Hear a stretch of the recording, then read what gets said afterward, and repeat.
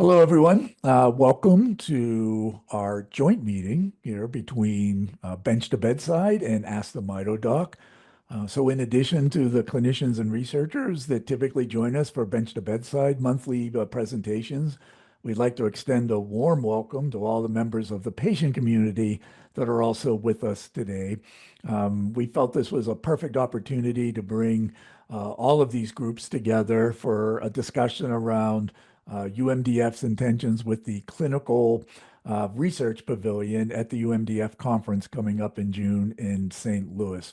We apologize there was no sound for the introductory slides, but a reminder that this year's Mitochondrial Medicine Conference will take place between June 18th and 21st in St. Louis, Missouri.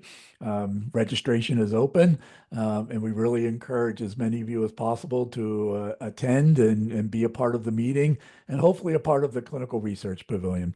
Because our goal here is really to engage the mitochondrial disease patient community in clinical research. You've probably heard me say this in multiple forums and multiple times, but absent patient engagement in clinical research, we cannot get to the treatments and cures for mitochondrial disease that we all so desperately want. So hopefully today is the beginning of an information process for you to learn more about our intentions. We have a great lineup of speakers. We'll talk a little bit about what's been done in the past, but also set the stage for what's coming. So I think without further ado, I'm going to turn it over to Dr. Zuela Kipley Cunningham from Children's Hospital of Philadelphia, and she's going to be our first speaker, and we'll take it from there. Thank you so much, Phil. This is great. Hi, everyone. I'm delighted to be here and thank you for joining us. Give me 1 second. Okay, great. So I am going to be presenting data from the 2023 and 2024 annual UMDF conference where the Clinical Research Pavilion was started, I was going to say in 2023, but conducted. So Phil had this brilliant idea of us starting this clinical research pavilion. And indeed, it was incredibly successful. So we didn't know how many patients were going to come and join us in the pavilion in 2023, our very first year. To our surprise, we had 70 assessments conducted that year. So I'm going to be showing you the data from 2023 and 2024. And then for the rest of the seminar, you'll be hearing what's going to be happening in 2025. So I'll start off with the background. How do we assess our patients in order to quantify symptoms? How do we show data that is quantifiable, accurate, and precise, that is absolutely necessary and required by the FDA when it comes to showing improvement in patient symptoms on drug intervention? So I'm talking about clinical trials. So myself and Jean Flickinger, who's the co-inventor and a physical therapist at CHOP, she's the lead physical therapist in our Mitomedicine Frontier program. We developed and designed and validated the Mitochondrial Myopathy Composite Assessment Tool, or the MMCOAS. This is the first tool that is validated to quantify patient symptoms. And all of these symptoms, I was asked by the clinic patients we see to quantify because they're very prevalent across the clinic cohort. So we measure muscle strength, muscle fatigue, balance, exercise intolerance by way of the gait, as well as 30-second sit-to-stand tests, and we measure dexterity. All of this is very patient-centric assessments. Again, we were advised and given input by patients on their very, very prevalent symptoms and what patients considered important to be quantified. These assessments are conducted by Jean in clinic. They can take up to an hour, sometimes 90 minutes or 30 minutes, depending on the capability of the person. The sequence of events is incredibly important to avoid fatigue. And it was very important to us that we're able to measure our patients, both non-ambulatory and ambulatory, and that we apply the same scales to children and adults. So the same order of assessments and the same types of assessments to children as young as 5 and to adults with no upper age limit. What you'll see here, therefore, is a quantified abnormality shown by our patients in this cohort of 170 patients at the time. We're now up to 215 patients. So the data is presented by way of Z-scores. because the raw scores is then normalized to available normative data that's published and out there and has stood the test of time. So we use the normative data to transform the raw data into z-scores that allows us to compare across the cohort children and adults.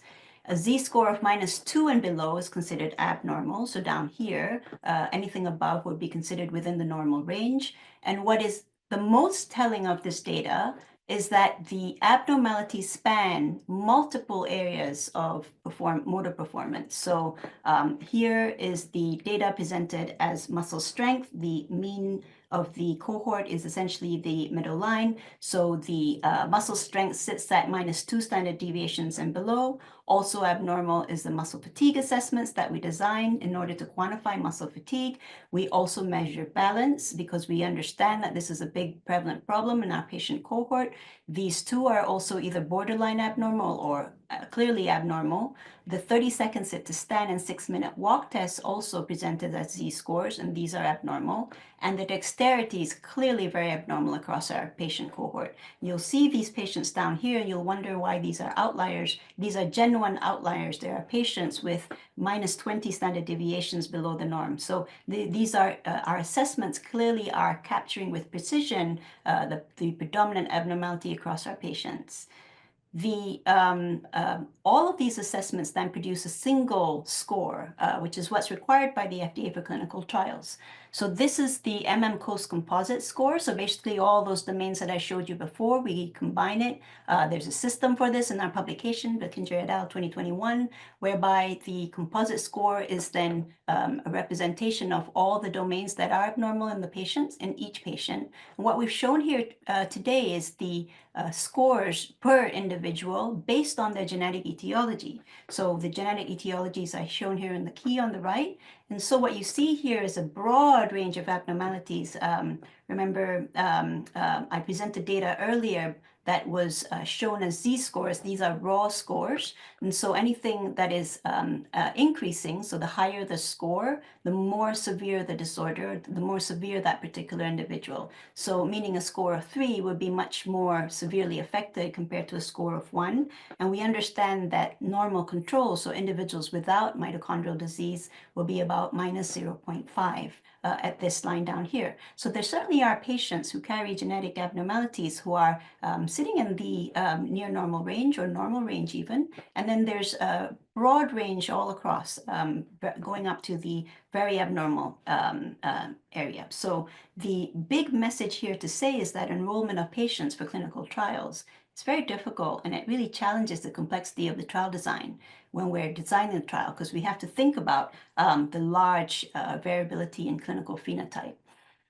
What I'll just point out here, just to show why we're going into digital wearables, is because the clinical assessments that our physical therapists conducted with great skill is really, really well done. However, I will point out that muscle strength and muscle fatigue uses indeed digital measurements. So these are measurements of force. It's using a device. However, measurements of balance, exercise intolerance, so your 30-second sit to stand is a count. This is a count using a stopwatch. This is also using a stopwatch. So these particular assessments here is based on high skill of the neuromuscular physical therapists, but also very basic instruments. That's designed on purpose because we wanted people around the country to be able to administer these assessments. However, it might just be that we are underestimating some impairment. So the research question was therefore, can we enhance quantitation of phenotype by using digital assessments? And also, does this then open up the potential for remote assessments? Hence the UMDF digital wearable study that performed at the conference across 2 years.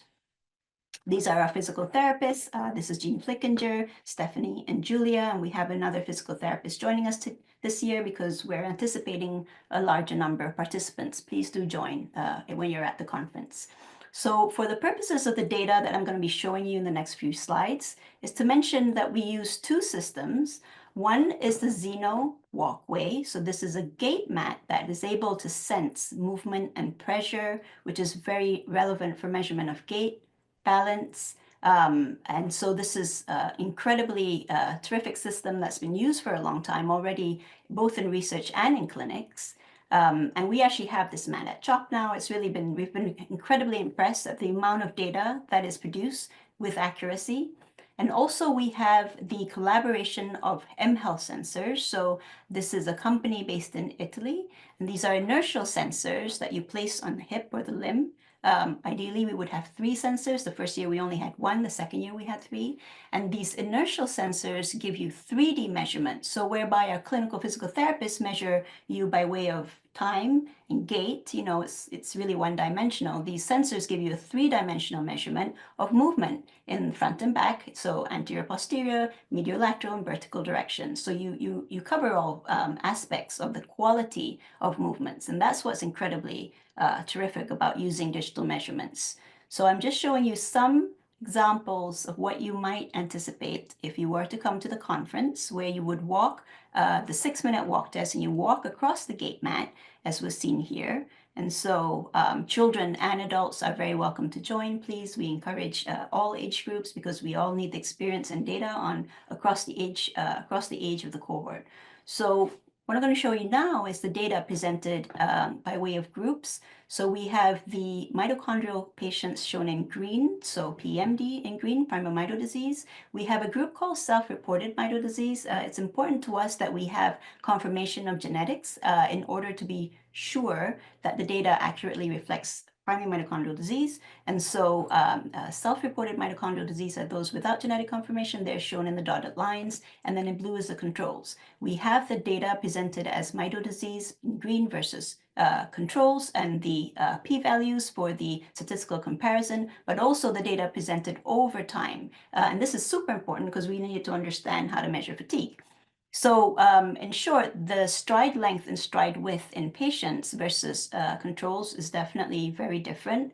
Our patients are walking at shorter steps, and definitely with feet were further apart, suggesting the stability problems. This was a trend and not significant, but certainly a trend in the reduced stride length and increased width in patients compared to controls. However, we did see that the speed of patients is definitely significantly smaller compared to controls. So the stride velocity and the cadence, so steps per minute, is smaller in patients compared to controls. And in fact, this changes significantly over time. So by the time you reach the 6th minute, it's significantly different compared to the first. So you start off fast, and then we slow down.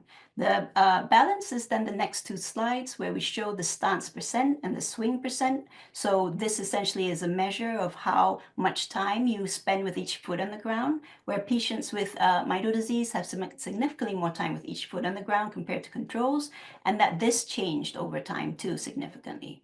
Also, and Damiano will be speaking about this too in his talk, sorry, Dr. Zanotto. So this is talking about also measurements that represent balance, single support percent, and the center of pressure. And essentially, this is how long the patients have just 1 foot on the ground, where mito patients significantly have less time, with just 1 foot on the ground in comparison to controls. So you see, balance is really an issue, and it impairs gait in our patients. When we compared each parameter measured by the gait mat and compared this between patients and controls, there was a significant difference across the board, across all parameters. And really, really importantly, it's not just about showing what we can measure, but also about showing that these measurements correlate to our MM-COAST. So we can compare the MM-COAST parameters, which are also administered in the same people at the Clinical Research Pavilion, to each of the parameters in the gait mat. And you see that the p-values indicate a significant association. So these gait mat parameters are an incredibly strong assessment and meaningful measurement of our patients, not just gait, but strength, balance, all of it. So really impressive data. The next couple of slides to end my talk, I'll just show you what the mHealth sensors is able to do. So this is an example where you wear the sensors over your waist as a belt, and then you're doing a series of assessments that the physical therapists are asking you to do. And so this is really, excuse me. The patient is asked to do sit to stand tests over 1 minute, and each minute is then graphed out. And what you see here is that indeed the patients who achieve a shorter count than the control population do, certainly are showing a reduction in their ability to move, AP, vertical, lateral. So you see here that the patients in green in total have a vertical acceleration that is slower compared to controls to explain their lower count. Also, and this is really cool, the sensors actually enable us to capture sway. So how, how unstable or wobbly you are when you're standing in specific stances. For example, standing tandem or standing with one leg up is showing that you're certainly less stable compared to controls. And we wouldn't really be able to capture this with the way the physical therapists are measuring it because it's merely a timed assessment. But here you can actually capture how much you're swaying when you're standing in one leg or standing tandem, which is really very tricky. So in conclusion, overall, the digital assessments really have been impressive in enabling us to capture additional parameters that we are assessing for meaningfulness because we're comparing it to the validated coast assessments of our patients. The balance assessments using inertial sensors really do detect distinct abnormalities that we're not able to do with our clinical assessments. The trial pavilion at the UMDF meetings really importantly facilitate key progress to be made towards rigorous trial design, which is what we really needed to achieve in order to ensure that the process of drug approval is solid and rigorous. The partnership between researchers, Mito physicians, industry, and patients and families is absolutely key. Thank you to all of those who have participated in prior years, and thank you to anybody who's willing to participate this year in St. Louis. Hope to see you there. Thank you very much. All right, thank you, Zuela, for that. Really interesting data. It's really exciting what we've accomplished in the first 2 years. And I apologize to the audience. I should have mentioned at the outset that to submit questions, please use the Q&A function. And that we were going to pause after Zuela's presentation for questions. I'll ask a couple now, but if others have questions, please submit them, and maybe we can come back to them a little later after our other speakers present. So Zuela, kind of looking back over the last couple of years, I think it's, important to maybe put some context around just how many patients we've engaged, right, across this. I think the numbers are in the hundreds, right, in terms of data collected, and not just patients, healthy controls. Maybe you could just kind of briefly speak to that. Yeah, I will because it's incredibly important and incredibly successful, what we've done, Phil, with your idea. So for the patients and families, first and foremost, our understanding and demonstration of the impairments in our patients prior to any drug interventions is absolutely key because the FDA understand by the literature what's available and out there, that is, of what impairments are there, but they really need to hear from you and to see our assessments, the magnitude and depth of the impairments and how they affect your quality of life. So we conducted our measurements of the course because we needed to show the measurements that we measure, which is strength and balance. But I have had some feedback from the FDA to say, well, that's not function, that's not enough. So, but also, what do we do about this heterogeneity, Phil? So it's really important, therefore, that we provide more and keep trying to provide more and keep thinking how else to measure this. We're also asking for quality of life surveys to be conducted at the conference. And together, when we put together the whole package, which is an adequate number of patients, which we really did, 2023, I had to submit an urgent IRB approval to increase the number of patients we were allowed to assess. So Yeah. we were really wowed that year at the interest of patients and willingness, Phil. That was really incredible. But also the fact that we had scientific participants at the conference, including industry, who wanted to learn about these assessments, what they feel like, how much burden it feels. So participating and producing what's very difficult to get, control data. And control data is essential to show in any type of assessments clinically. And so we were able to collect, I think, 30 control assessments in the first year. The second year, we got more, 40 assessments. Yeah. So children and adults, by the way. So really, really important. It's helped multiple data analysis sets that we have just by doing these clinical trial pavilion assessments. And we hope to Yeah. get. Thank you. Sure. And I know we have a couple more speakers that we want to make sure we get to, but one key takeaway here that we always like to reinforce to the patient community is that this is a great way to be introduced to clinical research, to participating in clinical research. If you've never been in a clinical trial, and maybe wonder what that's like. Signing up for a clinical research study like this at the Clinical Research Pavilion is a great introduction, right, to consenting to participate in research, understanding the types of evaluations that may take place if you participate in a clinical trial now or in the future. For those of you that have participated already in the first couple years, you're the most powerful voices and advocates within the community. Let others know how important it was, what your experience was like, so that we can attract more people to learn about it at a place like the Clinical Research Pavilion. Lastly, maybe real quick, just to practical matters. I believe we're slotting about an hour and a half, right, for to move through this. So a number of tests across that hour and a half, which really speaks to the importance of signing up early, get your time slot, and complete as much of the consenting right ahead of time.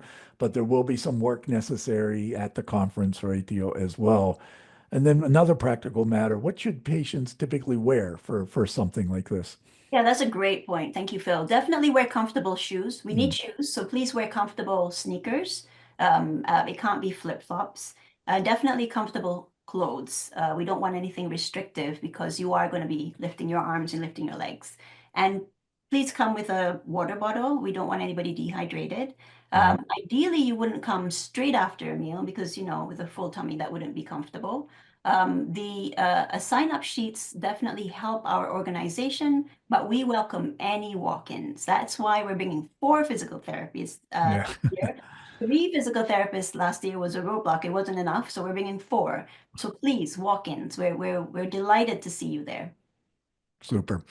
All right, Sayla, why don't we move on with our next two speakers, which have great presentations as well, and I'll let you moderate that part. And a reminder, if you have questions during these presentations or any aspect of this, please put it in the Q&A box, and we'll do our best to get to it before the end of the meeting today. Suela. Thank you, Phil. And so now I'll have the distinct pleasure of inviting Dr. Damiano Zanotto.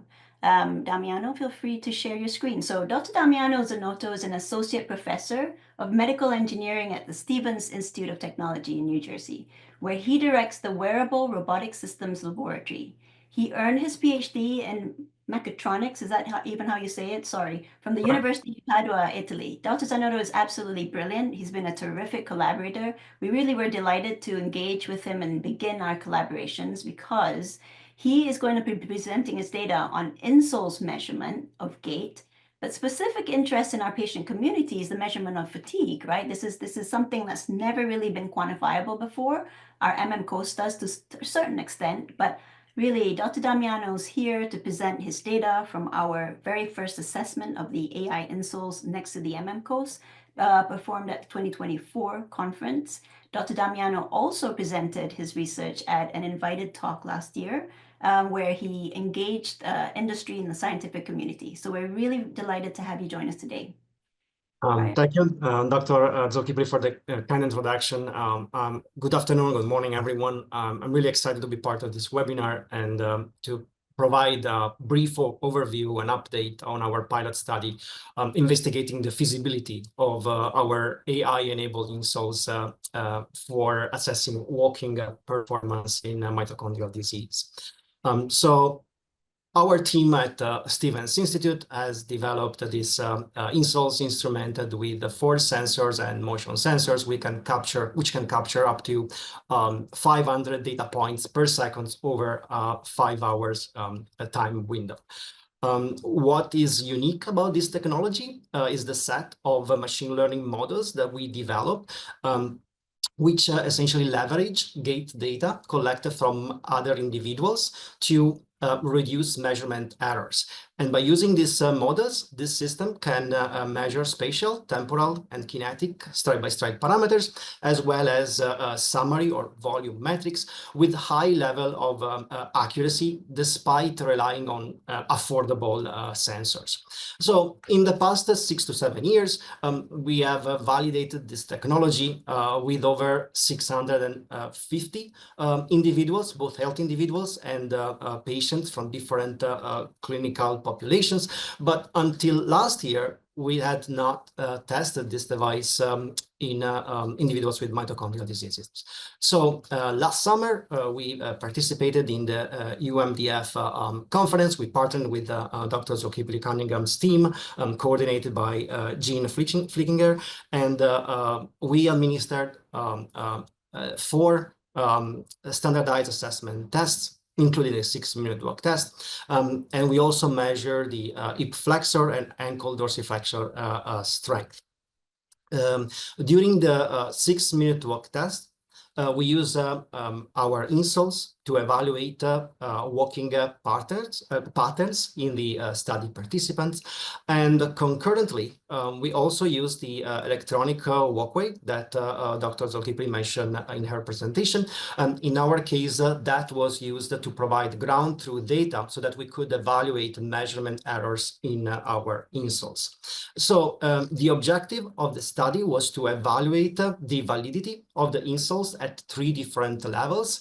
We look at the technical validity, which has to do with the ability of the insoles to accurately measure the gait parameters it is supposed to measure. It is intended to measure. Then we look at known groups validity, which deals with the ability of insole-derived metrics to differentiate individuals with mitochondrial disease from healthy controls. And lastly, we look at the clinical validity at the proof of concept level by measuring correlations between the insole-derived metrics and established measure of functional disease progression and severity. So those are the results from the technical validation of the spatial temporal parameters. So we found that our machine learning models based on support vector regression, or SVR in short, were successful in reducing errors in stride length and stride velocity down to 3% in the mitochondrial disease group. Also, the errors in stride time for the mito group were below 0.6%. And the errors in the 3 measure of gait phase were a little bit higher, around 3.6%. So overall, those are very positive results, and they are aligned with our previous clinical study that we conducted with other clinical populations. This slide shows the results of the technical validation for the center of pressure trajectories. So those center of pressure trajectories essentially describe the dynamic distribution of the forces underneath the foot during walking. And the 2 pictures you see here on the left shows the center of pressure trajectories from 2 representative participants in the study. The blue lines indicate the ground truth trajectories that we obtained from the validated electronic walkway, whereas the red lines are the trajectory that we obtain with our insoles by applying a deep learning model known as a bidirectional long short-term memory network, which essentially fuses together the data from the sensor embedded in the insoles to reduce measurement errors. And by leveraging this type of deep learning models, we were able to reduce measurement errors down to 0.6 centimeter and 1.6 centimeter for the mito group in the middle-lateral and the anterior-posterior direction, respectively. Again, those results are positive, and they also outperform the previous results that we obtained with our older machine learning models based on Gaussian process regression.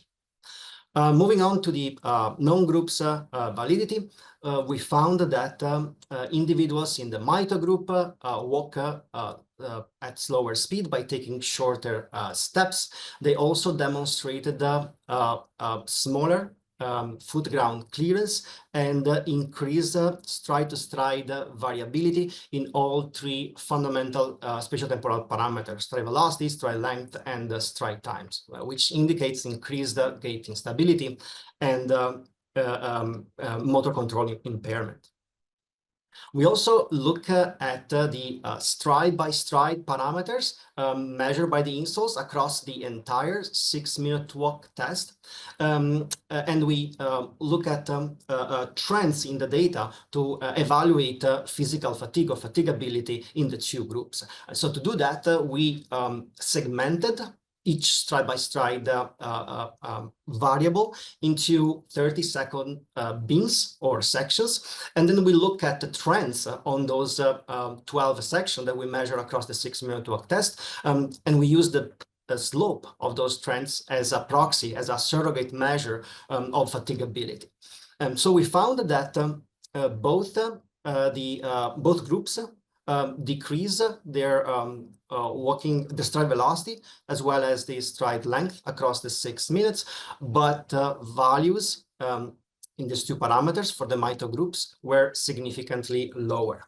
And perhaps more interestingly, we found that although there was a decrease in the anterior-posterior range of the center of pressure in both groups, this decrease was significantly steeper for the mitochondrial group, which might relate to a compensatory strategy for muscle weakness, since reduced anterior-posterior range in the center of pressure indicate increased forefoot loading, which can help reduce the knee joint loading at initial contact. Finally, in terms of clinical validations, we computed correlations between the functional measures that we extracted from the clinical assessments and the stride-by-stride parameters measured with our insoles. And we did this separately for spatiotemporal parameters and for the COP parameters. So what you see here in the heat maps is a representation of the functional measures in the x-axis, in the horizontal axis. And in the horizontal axis, you see the stride-by-stride spatiotemporal parameters measured with the insoles. And both type of parameters are grouped by subdomains. And then the colors in each cell in the heat map shows the intensity of the, or the strength of the correlation. So here, very interestingly, we found that all the pace and rhythm variables were strongly and positively correlated with the measures of endurance, with the strength of the ankle dorsiflexion muscles, as well as with the balance test carried out with high closed and with the mitochondrial myopathy composite scores, whereas they were negatively correlated with fatigue during the 6-minute walk test. We also found that a decreasing trend in the swing phase and or in the swing period, so the time of the gait phase where the foot is lifted off the ground, as well as a decrease in double support time, the period when both feet are in contact with the ground. Both of these metrics correlated with improved endurance. On the COP parameter side, we first derive these cyclogram plots that you see the bottom right, which essentially describe the path followed by the center of pressure and its transition between single support and double support occurring during an entire gait cycle. Then from this cyclogram plots, which we extracted from each individual, we computed asymmetry measures as well as variability measures.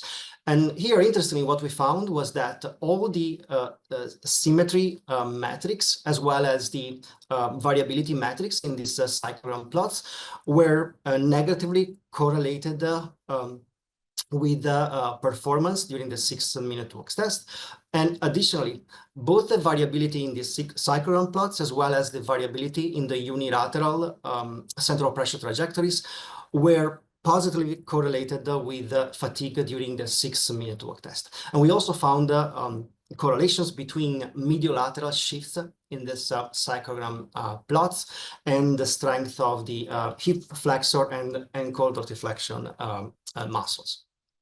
So to conclude, in this pilot study, we found that instrumented insoles can provide accurate measure of spatial temporal and kinetic stride-by-stride parameters in individuals with mitochondrial diseases. We also found that insole-derived metrics can differentiate individuals with mitochondrial diseases from healthy controls. And most importantly, insole-derived gait parameters show strong associations with well-established measure of functional disease progression, which indicated their potential for use as functional biomarkers in the future.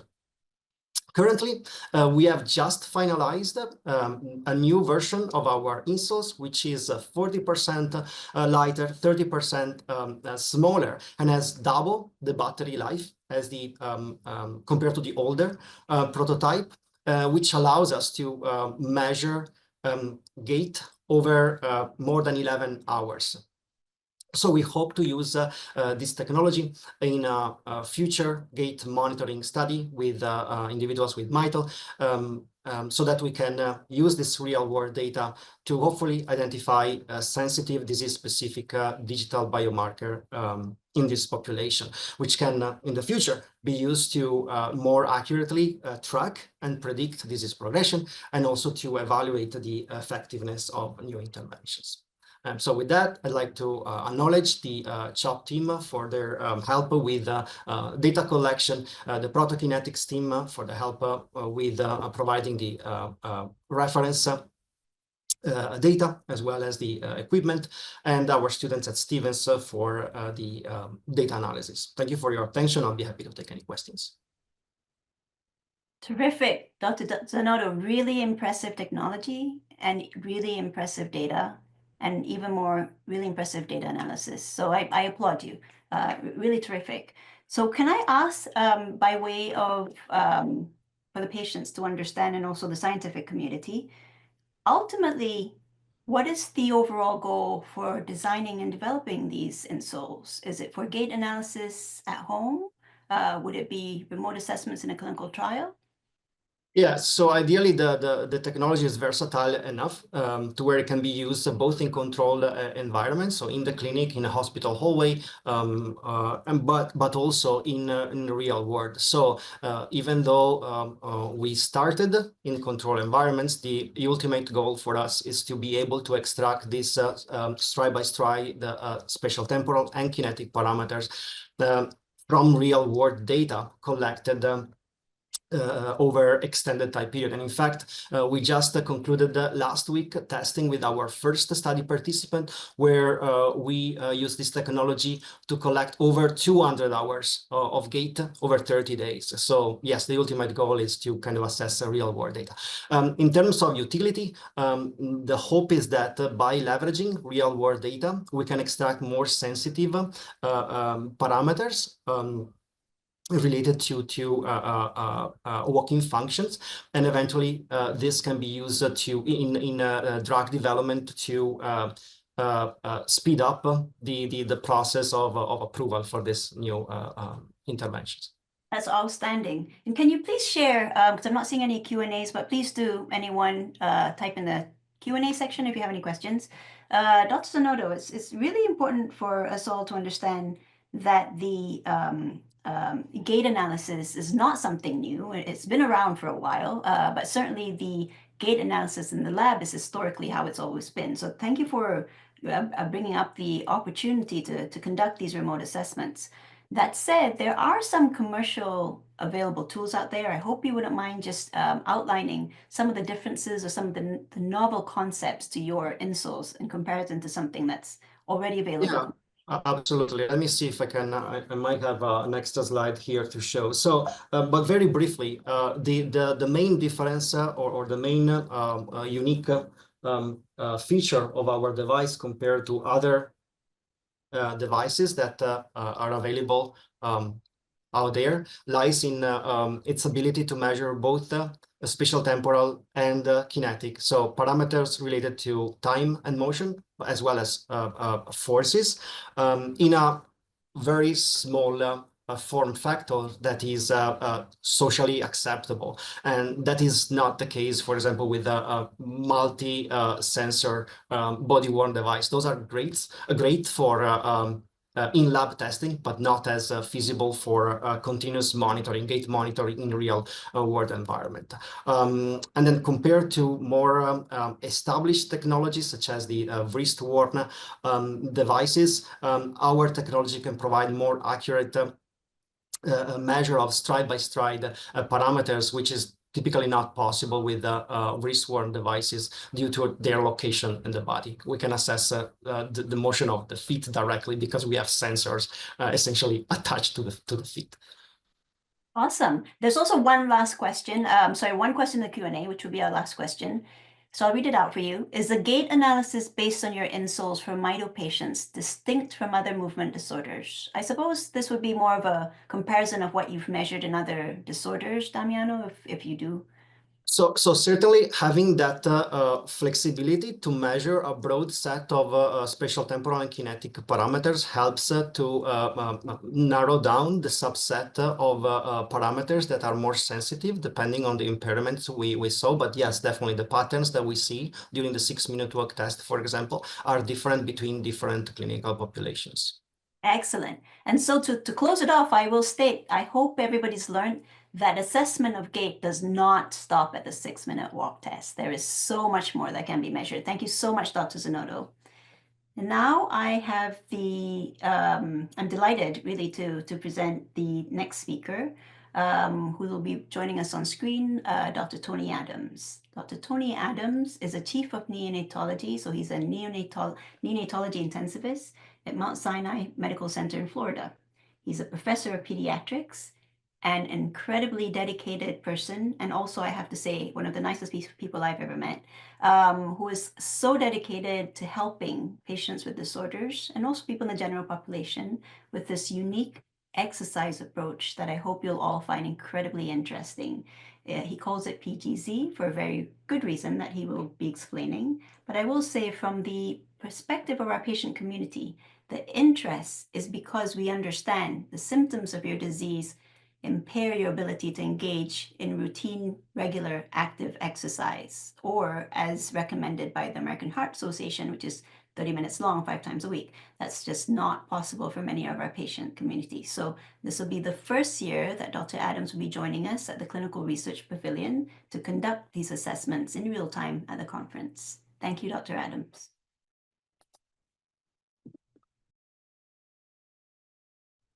It looks like sorry, Tony, it looks like you're muted still.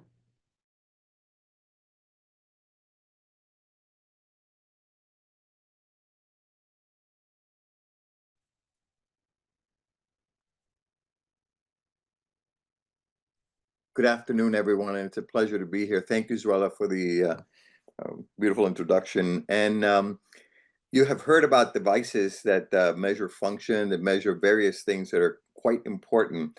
And you're going to hear from me, a neonatologist, who I take care of newborn intensive care babies, about a device that actually, as you probably understand, most of the inventions go from the laboratory out to the real world setting, and that is people invent things that are from cells, animal models, and so on and so forth, and then make this translation into the real world setting. Well, what I'm going to speak to you about is something that we actually discovered in the newborn ICU and taking care of patients.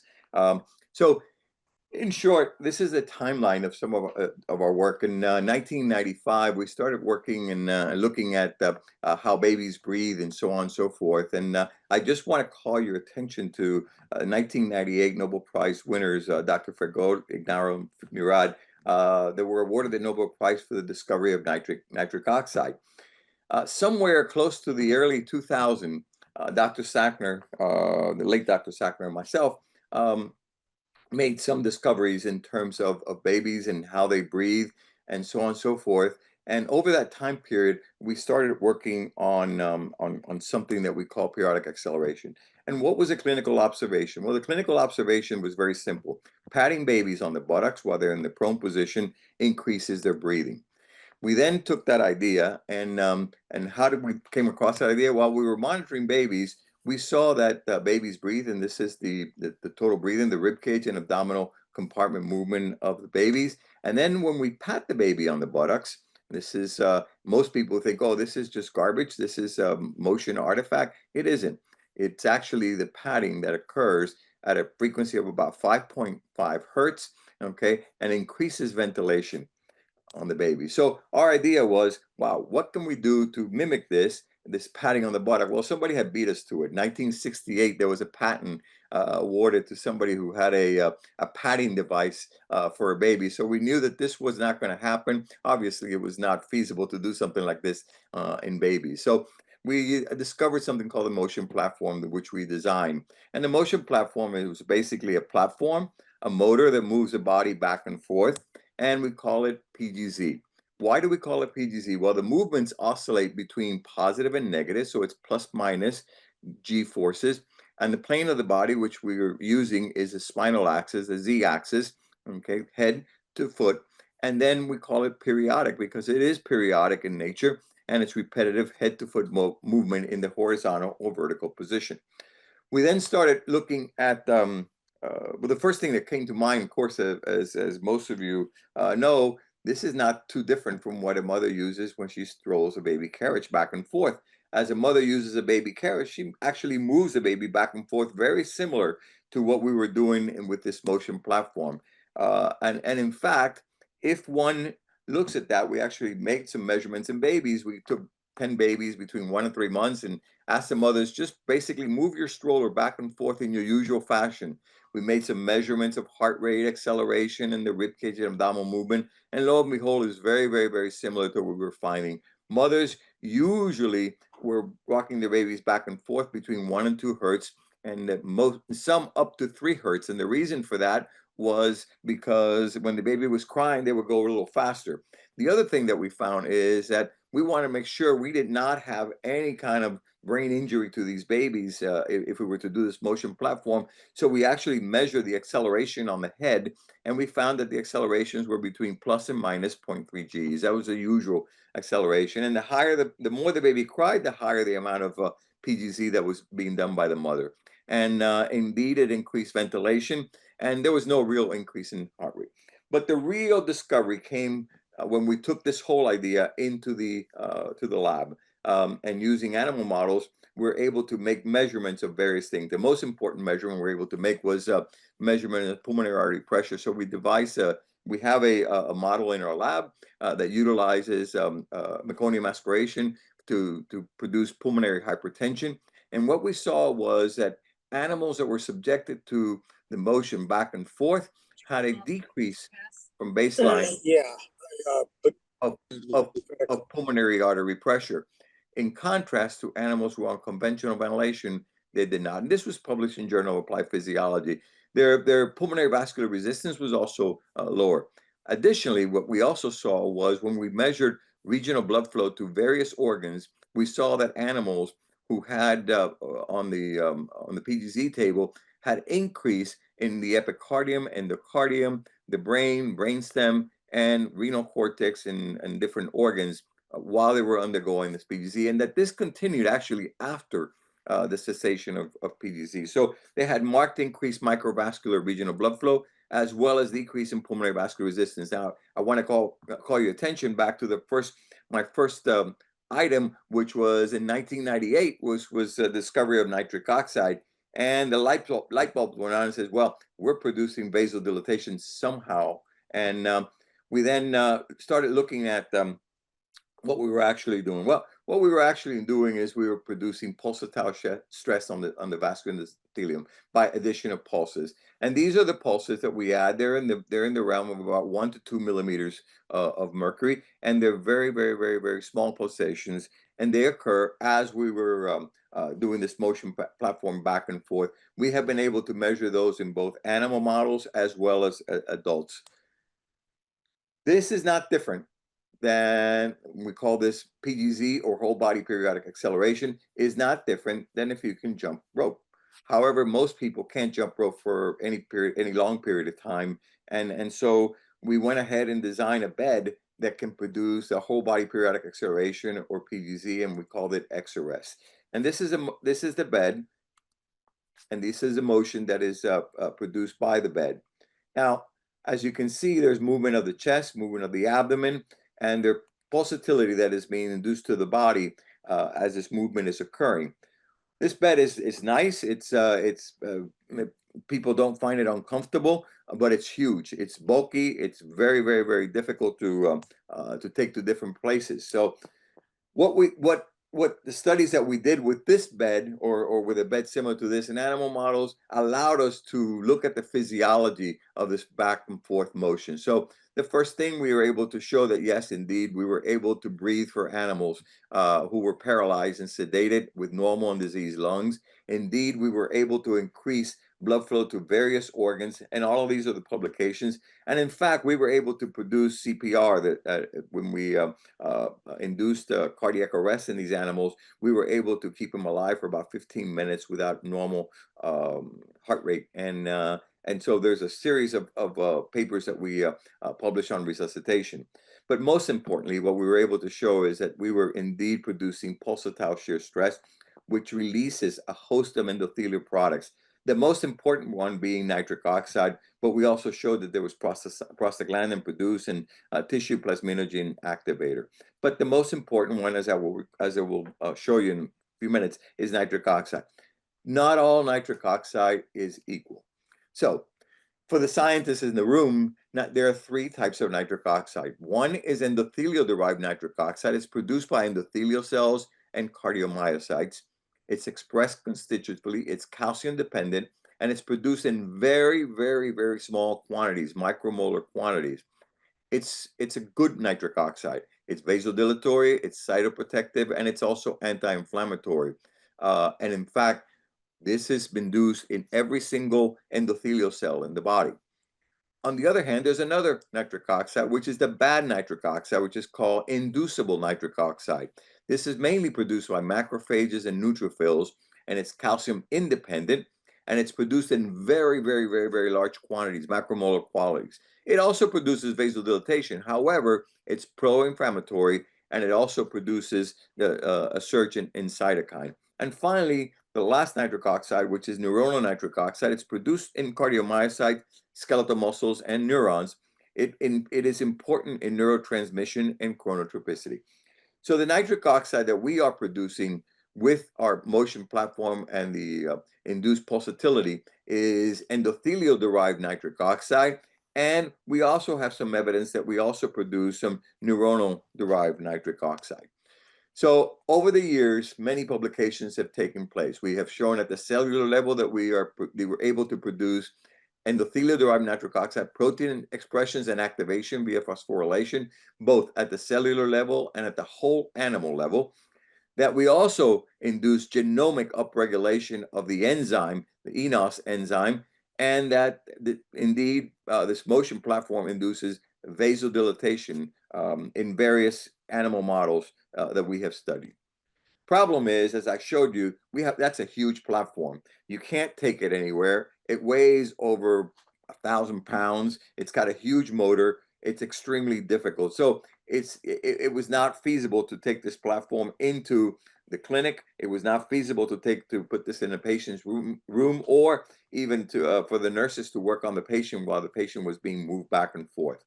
So we started coming up with an idea of how can we do exactly the same thing or something very similar to it at this motion platform, but in a portable device. So we came up with a device called the Gentle Jogger.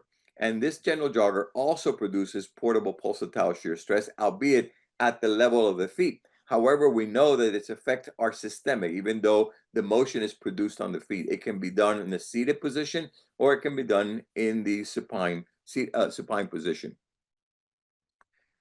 This gentle jogger was developed approximately somewhere between 2018 and 2019. And then we started doing a series of investigations related to the gentle jogger, because we thought that, number one, that this will be a simple device that people can take with them, use it at their home, be used in the clinical settings, and it's portable. It weighs less than 10 pounds, and it's rather simple. So over the years, we've published several, we have several publications related to this gentle jogger. We've published items related to diabetes, systemic inflammatory disease, heart rate variability, blood pressure changes using the gentle jogger, again, diabetes, general cardiopulmonary changes, and increase in muscle strength and changes in muscle strength, and changes in basic science, diabetes, as well as heart rate variability and inflammatory diseases. So one of the things that has allowed us to look at what this pulsatile shear stress does is non-invasively measure how these pulsations induced into the body by this pulsatile shear stress produce vasodilatation, and indeed they do. So we have a non-invasive measure, which is called the A to B ratio. For the scientists in the room, it's basically the peak of the pulse to the ratio to the dichrotic notch, and that produces a ratio. And everyone with normal endothelium will have a ratio somewhere between 1 and 2. Okay, we know that once we introduce these pulsations into the body, the A to B ratio, by producing vasodilatation, increases markedly. And this is the increase in a patient at baseline after 30 minutes of gentle jogger. So we have used the change from baseline value of the A to B ratio as consistent with primarily nitric oxide derived vasodilatation. And again, it's endothelial derived nitric oxide vasodilatation. We have done some work, and Zuela was part of this work, with the normal subjects characteristics on the use of this gentle jogger, first on blood pressure and how the AB ratio changes. So acutely, we see that patients or subjects who go on this gentle jogger for the first 30 minutes have a decrease in blood pressure, and this continues for about 60 minutes after you discontinue. And this is systolic blood pressure, and the same thing for diastolic blood pressure. And most importantly, A to B ratios increase and remain increased after cessation of the 30 minutes of the gentle jogger. The other thing that's very important is that if you do this gentle jogger for 7 days, not only do you have a decrease in systolic blood pressure, but this decrease in systolic blood pressure over the 7 days, and this decrease is maintained for at least 3 days after cessation of the gentle jogger. So that is using the gentle jogger for 7 days, followed by cessation of it, and we call 48 hours recovery and 72 hours recovery. We have a decrease in systolic blood pressure, the same in diastolic blood pressure, and the A to B ratio is increased over the same time period. So we have some readout that there is a physiological change that occurs, and that it's persistent. Obviously, the more you do it, the gentle jogger, this physiological changes persists. So to the use of the gentle jogger or PGZ in primary mito diseases. And I'm going to show you some data that we're currently acquiring. And this is beautiful information, because this is probably the first time that PGZ or the gentle jogger will be applied to this population of patients. There are two aims to the study. The first aim is the primary objective is to evaluate quantifiable physiological readouts using either the motion platform as a bed, cardiopulmonary exercise sensing, or the gentle jogger. So on study visit 1, we use conventional exercise, cardiopulmonary exercise. On study visit 2, we use the bed device. And on study visit 2, we use the gentle jogger device. And then the aim 2 of the project is to look at subjects who don't necessarily have primary mitochondrial diseases, but they have secondary mitochondrial dysfunction, and do the same 3 visits. The primary output of this study is really to look at oxygen consumption, but we will be looking at other parameters as well, the A to B ratio changes, heart rate dynamics, some vascular ultrasound imaging. This is some very preliminary data and looking at oxygen consumption on this panel, and look at the control subjects in blue and the primary mitochondrial disorder patients in yellow, orange. And you can see that from baseline to after exercise tests, you have an increase in oxygen consumption. This is known, and obviously a higher oxygen consumption is seen in the control subject. This is known data, or so. Most people recognize it. However, and we have published this in the past, that oxygen consumption does not really increase with passive exercise. There may be a slight increase post-passive exercise in PMD subject, but there really is no change in control subjects. So oxygen consumption does not greatly increase with the use of the gentle jogger or the bed. And the A to B ratios is very, very important. On this panel, you will see the primary mitochondrial disorder patients, and in this panel here, you will see control subjects. CPET is cardiopulmonary exercise. As expected, cardiopulmonary exercise significantly increased the A to B ratio from baseline to post-exercise, and primary mitochondrial patients who were on the PGZ, both the PGZ and the gentle jogger, both also had an increase in the A to B ratio, suggesting that there's vasodilatation. But very important, okay, that there is a definite difference between cardiopulmonary exercise, that is active exercise, and passive exercise. And then this is control, the control subjects, again, cardiopulmonary exercise, the bed, and the gentle jogger. There's a slight increase, but it's not a huge increase in A to B ratio. We also did some contrast enhanced ultrasounds, and ultrasounds basically are looking for blood flow into in this case was the femoral artery, and we see with cardiopulmonary exercise, there's an increase in blood flow and perfusion index data and peak enhancement for both control patients as well as primary mitochondrial disease patient. And there's a significant increase in contrast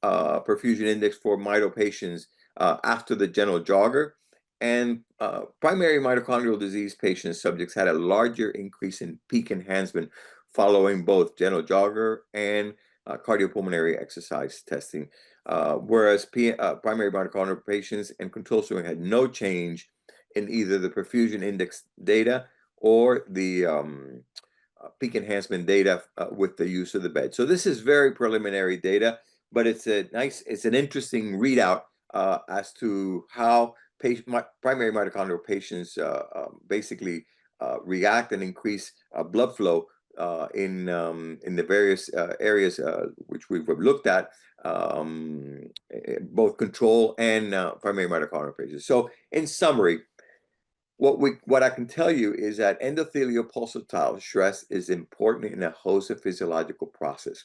How do you do this endothelial pulsatile stress? Well, if you can exercise, that would be fantastic. But we know many patients cannot exercise. Many patients cannot do the rigorous exercise, either a bike or a jogging or a jump rope. It's just not possible because of the physiological issues that they have. We know that pulsatile shear stress induces endothelial-derived nitric oxide, and that addition of pulses to the circulation can harness this endogenous production of nitric oxide. So, addition of pulses to the circulation are important in maintenance of health, prevention and treatment of a myriad of disease processes. So, if you can exercise, that'll be great. But when you cannot exercise, an alternative will be a passive exercise. I think that we are basically capturing the tip of the iceberg when it comes to this device and its use in many conditions and many health conditions. I have shown you before how it can be used in diabetic patients and glucose control, and I hope that it would benefit patients for primary mitochondrial disease or secondary mitochondrial disease to have a larger group of subjects who this will be beneficial for. And I'll entertain any question. Thank you. Thank you, Tony. That was a beautiful overview, done in a short space of time, which was not easy. Really terrific. Thank you. We have time for one question, I think. And this is a very good question. It's in the Q&A. Ted has asked us if a life promotion platform, which I looked up for you. And I think the question more is about vibration plates and passive exercise machines. How does that compare to the gentle jogger? That's a great question. So vibration plates go at a much faster frequency. They go at frequency of 30 hertz, 15 to 20 hertz.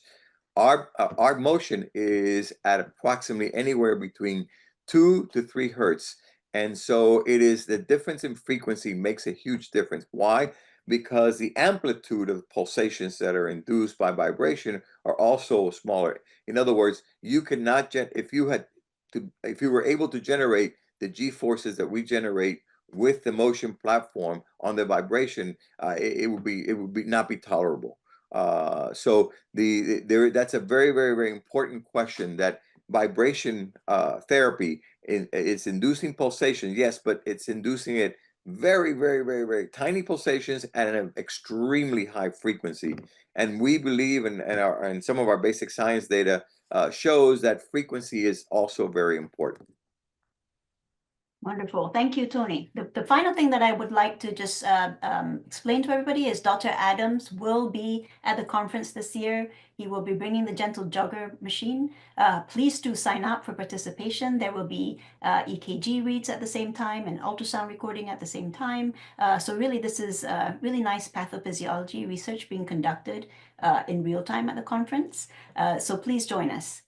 And I will hand over to Phil. Yeah, thanks, Wayla, and thanks to Tony, Damiano. Really interesting presentations, really exciting where the whole wearable space is headed and how that can be useful for mitochondrial disease patients. We really value the collaboration and look forward to seeing you at the conference and advancing this research. So we're going to take a little bit of time here, just a few minutes, and again, apologies, we're running a little long. But we want to be able to share with you some of the practical aspects and some of the other new things that are going to be taking place at this year's Clinical Research Pavilion before we wrap up today. So why don't we advance? So we're actually going to start by talking about the patient-populated registry, Mitoshare, which again, you've heard us talk about quite a bit. We're right at our 3-year anniversary. In fact, today may be today. Yes, today. Thank you. And I'm joined by my colleague, registry coordinator and program manager for UMDF, Nicole Wilson. So yeah, it's really exciting to be able to talk about Mitoshare because we're making a lot of additions and improvements to expand the capabilities and ultimately make it a much more robust research tool so that we can advance the treatments and cures. So Nicole, I'm going to turn it over to you so you can just kind of walk through the importance of getting into Mitoshare as quickly as possible. Yes, perfect. Thank you, Phil. Yeah, so definitely the first thing that you want to do to join in any of these amazing research studies that you heard about today is to make sure that you are a part of Mitoshare, our patient registry. It's really easy to join. There'll be a link in the chat here soon that directs you to how to get signed up. So the first the first part is joining. And once you do that, you'll be prompted to take the informed consent. This is going to be, just so everybody is aware, this will be updated here in the next week or two. So even if you go in and sign up now, you may be prompted to re-sign a consent. Super easy to do, but just so you know that will be coming down the pipeline here in the next couple weeks. And Nicole, if I can just kind of quickly interject, sure. Again, for the patient community, it's really important that we have informed consent as a part of Mitoshare because it is a research study. These are data that we want to be able to use broadly to advance mitochondrial disease research. So making sure that you understand the goals of the registry, how we're collecting data, how those data are utilized, your rights to participate or remove yourself, that's all captured in informed consent. So this is a really important first step to joining the registry. Thank you, Nicole. Oh, absolutely. The next thing that you're going to want to do once you get that consent completed is to start taking as many surveys as you're able to, as time allows. So one of the really important ones that we definitely want to see you complete would be either the diagnostic intake is one of those, and then also the ClinGen, which is our symptom assessment tool. So you'll definitely want to go in there and start tracking those symptoms and explaining the symptoms that you have in there. Those are really, really important, critical ones to do, just to make sure that we're capturing that entire your patient journey. So that's really important to do those surveys that are listed available for you in MitoShare. And then finally, uploading those genetic test results. If you've had genetic testing completed, it is really important to go ahead in there, go to the download button. You'll see it right here, the document button on your left-hand navigation. You'll want to upload those genetic testing results. Be sure to tag those.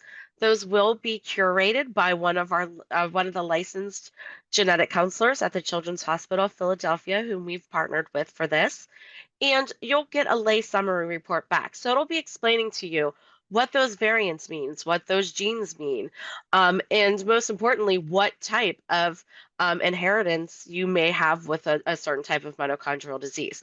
And these are all really important to make sure your eligibility for certain natural history studies or clinical research studies.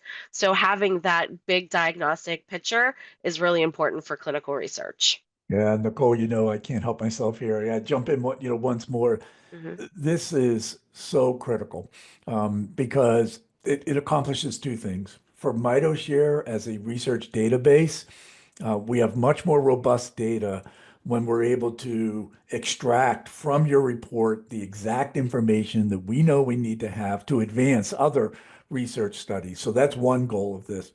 But also for you as a patient submitting it, we're returning a summary in lay language to help you better understand your genetic testing results. So it's really a win-win. It helps us have a more robust research database. It helps you have a better understanding of your genetic testing results.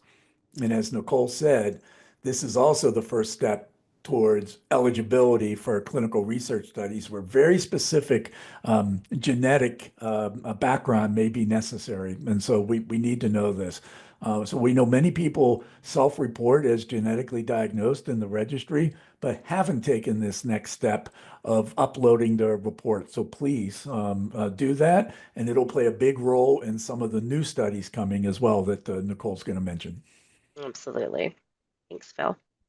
So the next step comes up to how do I even get signed up to do any of these things? Once our conference app is available, which will be in the next month or so, we will be able to have spots where you can go in and select your time slot. So setting up those appointment times so that you can get in with all of those amazing digital wearable studies that CHOP is offering for us this year, as well as the next part that we'll be talking about that Phil will talk about with our a new biorepository. But you'll want to make sure that you pay attention to that conference app when that becomes available and get that downloaded on your phone so that you can start doing that. In the meantime, if you are really interested in participating in your attending conference, I would recommend reaching out to registry@umdf.org. That way I can send you some information, make sure you have everything you need with MitoShare. If you have any questions or if you need any help with the informed consent, uploading those genetic testing results, locating your genetic testing results, I can help you with all of those. So please send an email if you need any help with that. And I can also get that REDCap link sent to you for the digital wearable study with CHOP so that you can start their consent process early as well. Yeah, really important message. We're here to help. We understand this can be overwhelming. You're living with the disease or taking care of someone in your family that has mitochondrial disease. We're here to help. So to the extent we can, please reach out and let us know. All right, should we give the big update here then, Nicole? Let's do it. Yes, we're really excited to announce today that we are officially members of the Combined Brain Consortium. And one of the reasons why that's so exciting to us, and not the only reason, but one of the major reasons why it's exciting, is we're now able to offer a Mitoshare biorepository. So this is a partnership with Combined Brain where UMDF will be able to create a true centralized biorepository for all forms of mitochondrial disease. This is really important because biosamples play an incredibly important role in advancing research, basic research to translational research, all the way through to clinical. And what we're going to be searching for are patients that are genetically confirmed mitochondrial disease patients. So now you understand why we were really emphasizing that on the previous two slides, in that our request is that you join MitoShare, go through the genetic testing curation process. If you come out of that and know that you have a genetically confirmed form of mitochondrial disease, then we're able to offer to you the opportunity to join the biorepository. And there's going to be many ways to do that. Some of them are listed here.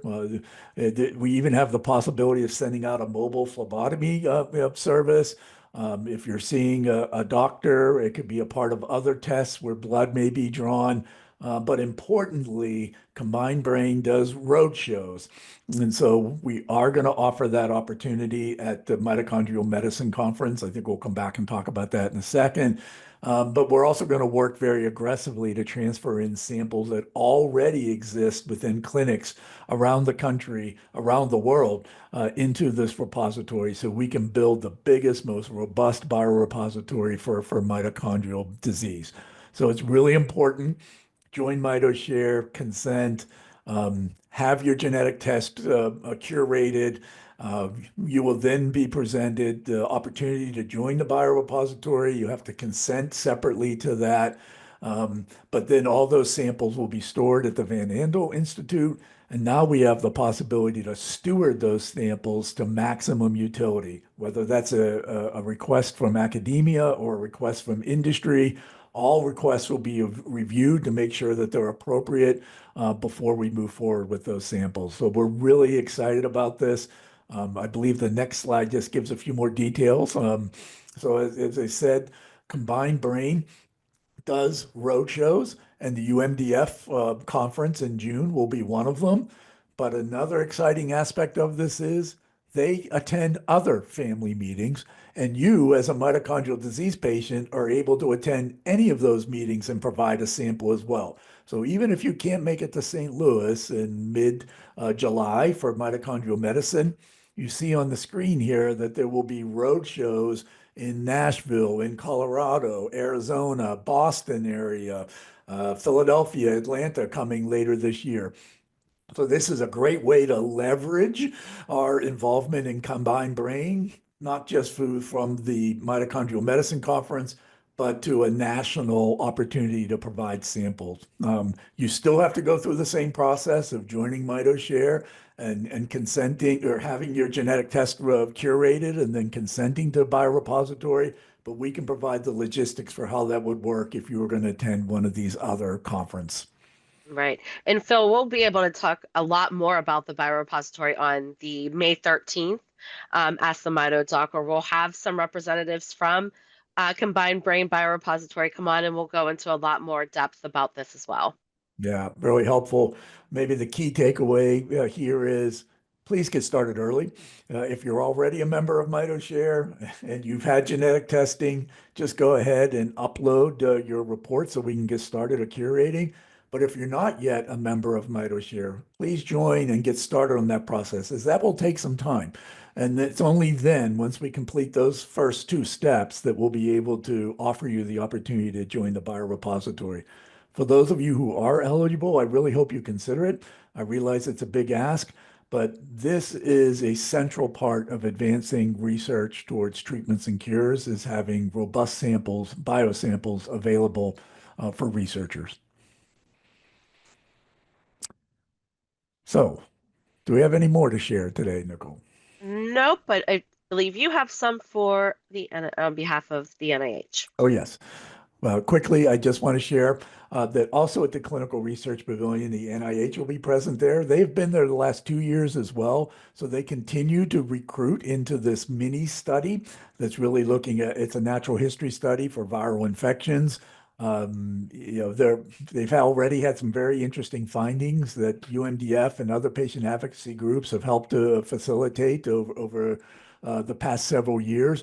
But now they're really in a post-COVID phase, right, and looking at this effect as well. So as I said, they're continuing to look for patients, and if you're able to come by the desk there, they will set you up, and it can be done remotely or by traveling to the NIH. They'll have all the information there. They'll have a desk in the clinical research pavilion, a table, and you can find out more about it as well. So please keep that in mind as a clinical research opportunity. All right. So again, thanks to everyone who has stuck with us as we went a little bit long today, but we had so much information to share. We wanted to make sure we got it all across to you. Bench to Bedside will return second Monday of each month. So next month in April, on April 14th, we're going to have two speakers focused on mitochondrial genetics and the use of biomarkers for mitochondrial disease. Both Jin Wang and Devin Oglesby, recognized researchers within the mitochondrial disease space, and we really look forward to hearing their presentations. We hope many of you will join as well for that. So I think with that, we're going to bring this one to a close. Thank you again to our speakers today, moderators, Wayla, for your help with it, everyone behind the scenes. Thanks for giving us your attention, and we look forward to seeing as many of you as possible in St. Louis to be a part of the clinical research.